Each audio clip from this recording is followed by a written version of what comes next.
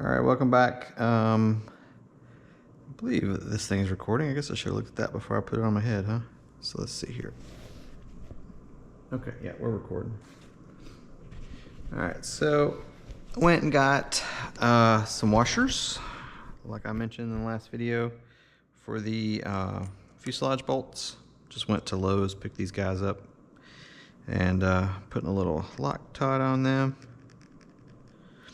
These are big beefy bolts, so nothing's going anywhere.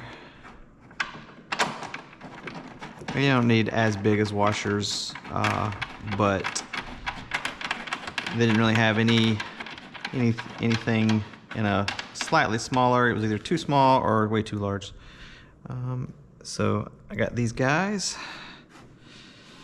Now just going through tightening them up.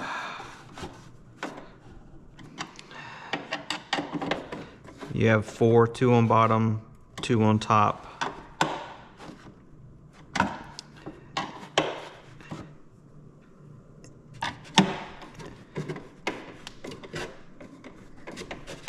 And they have blind nuts on the back side, which is nice. You know, we kind of talked about the actual tail cone being in the aft section. Well, here's the thing, now that I think about it, it's a cool design, but if you have the motor in there, you're really not going to get to those bottom bolts that well. I mean, I'll have to see once the motor's in there. I mean, you could have a long one and come in here and undo those ones. The top ones you should be able to get to. So I think with the motor in there, taking this apart all the time might not be, unless you absolutely had to, might not be the easiest thing to do. Or if you had like a really long one, you could kind of run it in, maybe come through that little hole there. If you had like a long screw or an Allen driver, it might work. So in this instance, you know, having it mounted on the engine rails is probably the best spot for it, unless they change some things to accommodate that.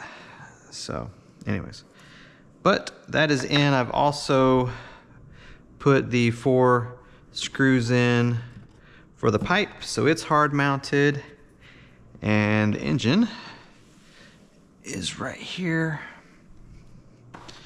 and she'll be ready to go in as well. I've already drilled the holes. I'm just gonna kind of dry fit it here because I need to secure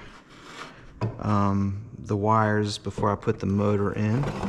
Just need to make sure nothing's gonna get in the way since I glued those pieces on. So there you go. Sits right in there. Should be able to get to the screws fairly easy, at least these front 2 anyways.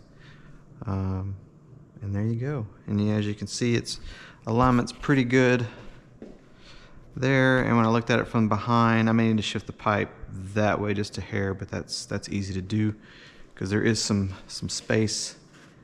There's a little bit of space.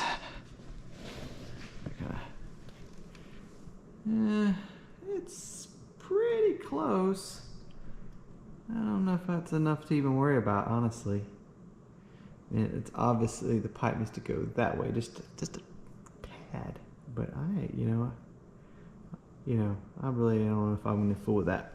So I might loosen them and slide it, and then go with that. But that is essentially the joining, and I will not be taking it back apart. Like I said, I do have my leads here, so I can remove and the surfaces if I need to, but other than that, I'm always going to be leaving the tail line. I don't even have to remove these typically because I have a big enough trailer. So, but the next thing is I need to secure those the servo wires coming from the tail. I'm going to put them underneath this rail here and secure them. I'm also going to put some heat protectant on them because this area here and then back here, so this is kind of your hot area. Everything here forward is pretty cool. During running an operation, you actually touch it most of the time without it being too hot. So really just worried about this kind of area through here. So I'll put some more ceramic blanket with aluminum tape and hold it in that corner. So, and then once that's done, I'll put the engine in for good, and then I'll put the tank back in and start hooking everything up, and that'll kind of be it, except for the CG and everything. So it'll be pretty quick, but there you go. So just a little quick update, and stay tuned. Cheers.